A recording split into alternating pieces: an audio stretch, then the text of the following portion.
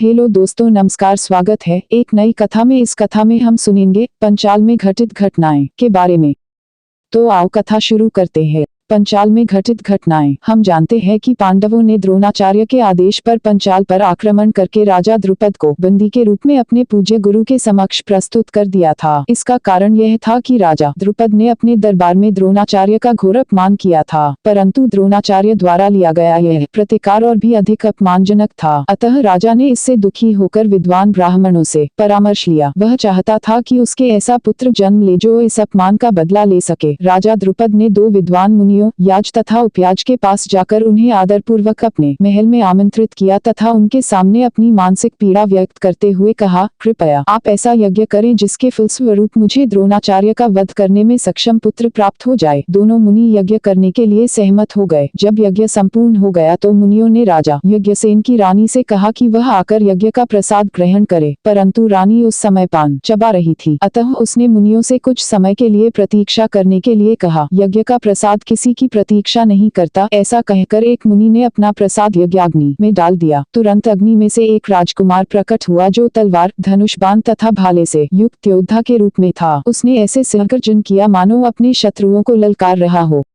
ठीक उसी समय दूसरे मुनि ने भी अपना प्रसाद यज्ञाग्नि में डाल दिया तथा देखते ही देखते अग्नि में से एक राजकुमारी प्रकट हुई। यद्यपि उसका रंग सांवला था तथापि वह अत्यंत रूपवती थी। हंस जैसी गर्दन, बड़ी बड़ी आंखें, धनुषाकार भौहें, लंबे काले केश, रक्तिम चमकीले नख, उभरा हुआ वक्ष तथा राजसी गौरव से युक्त चाल उसे अत्यंत सुंदर रूप प्रदान कर रहे थे। उसी समय एक भविष्यवाणी हुई, इस युवती का नाम कृष्णा रखा जाए। इसका जन्म दुष्टों और धर्म विरोधियों के नाश हेतु हुआ है। यह सुनकर द्रुपद की रानी को अपनी भूल का अनुभव हो गया तथा वह मुनियों के समक्ष आकर विनती करते हुए बोली, हे वरिष्ठ मुनियों, कृपया कुछ ऐसा कीजिए जिससे ये दोनों जुड़वा बच्चे मुझे ही अपनी माता समझें। क्योंकि राजकुमार अत्यंत दुस्साहसी तथा दृष्ट दिखाई देता था तथा उसके मुख पर दैवी आभा द्युम्न भी विद्यमान थी, अतः उसका नाम दृष्टद्युम्न रखा गया। ठीक उसी समय राजा द्रुपद को सूचना मिली कि दुर्योधन ने पांडवों को अपनी माता सहित जीवित जला दिया था। यद्यपि द्रोणाचार्य के आदेश पर अर्जुन ने उन्हें परास्त किया था, तथापि वे उससे बहुत स्नेह करते थे। इसी कारण पांडवों के निधन पर राजा द्रुपद शोक सागर में डूब गए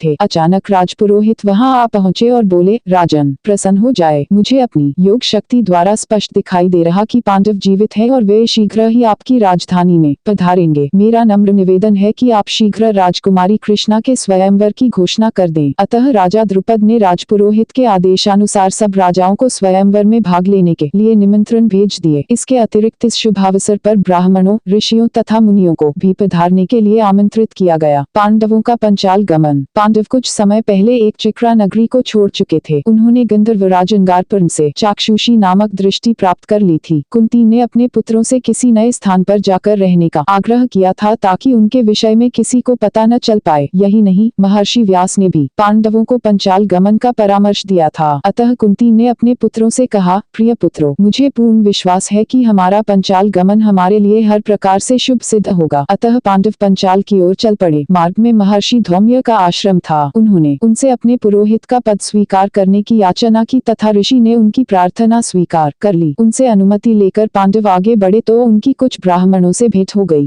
ब्राह्मणों ने उनसे पूछा कि वे कहाँ से आ रहे थे। पांडवों ने उन्हें बताया, हम 5 भाई हैं तथा यह स्त्री हमारी पूज्य माता जी है। उन्होंने यह भी स्पष्ट कर दिया कि वे एक चिक्रा नामक नगरी से आए हैं। ब्राह्मणों ने पांडवों से पंचाल की राजकुमारी का स्वयंवर देखने हेतु अपने साथ पंचाल चलने के लिए कहा। वे कहने लगे, विभिन्न राज्यों के शासक तथा राजकुमार स्वयंवर में भाग लेने के लिए आने वाले हैं। वे ब्राह्मणों को दिल खोलकर दान देंगे और उनमें भोजन, वस्त्र, गौ तथा अन्य अनेक वस्तुएं वितरित करेंगे। यही नहीं, इस उत्सव में भाग लेने के लिए नर्तक, नट, गायक, सारथीगण, भाट, जादूगर तथा मल भी अपने अपने कर्तव्यों से लोगों का मनोरंजन करने के लिए आएंगे। कई दिनों की लंबी थका देने वाली यात्रा करने के पश्चात सब लोग पंचाल की राजधानी जा पहुँचे। पांडवों ने अपने ठहरने का प्रबंध एक कुम्हार के घर किया और उसी प्रकार भिक्षा मांगकर अपने दिन बिताने लगे जैसे कि वे एक चिक्रा नगरी में किया करते थे। जैसा कि पहले वर्णन किया जा चुका है, राजा द्रुपद की यह हौदिक इच्छा थी कि महान धनुर्धर अर्जुन ही उनकी पुत्री कृष्णा, जिसे द्रौपदी तथा पांचाली भी कहते थे, को पति रूप में प्राप्त हो। अतः उन्होंने स्वयंवर हेतु एक भारी धनुष बनवाया जिसे किसी साधारण योद्धा के लिए उठा पाना भी कठिन था। साथ ही उन्होंने एक चक्रयुक्त यंत्र बनवाया जो कि काठ की बनी एक मछली सहित एक विशेष ऊंचाई पर घूमता था। इसके नीचे तेल से भरा हुआ एक बहुत बड़ा पात्र रखा हुआ था। स्वयंवर की शर्त के अनुसार राजा ने घोषणा कर रखी थी कि जो धनुर्धर तेल के पात्र में दिखाई दे रहे प्रतिबिंब को देखकर चक्र के साथ घूम रही काठ की मछली की आंख को तीर से भेद देगा, वही राजकुमारी कृष्णा का पति बनने का अधिकारी होगा।